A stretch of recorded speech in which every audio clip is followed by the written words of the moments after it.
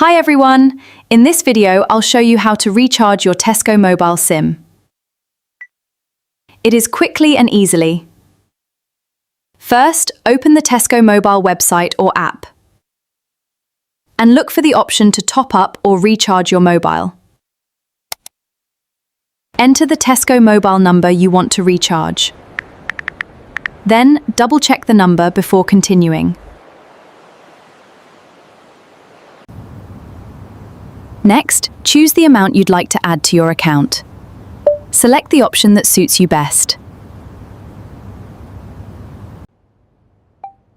Continue to payment and enter your payment details securely. Never share your card details or PIN on camera. Review the details carefully, then confirm your recharge.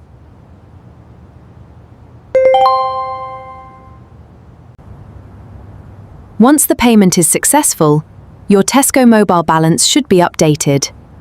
Keep the confirmation for your records. And that's it. You've successfully completed a Tesco Mobile recharge. Thanks for watching, and don't forget to subscribe for more simple mobile tutorials.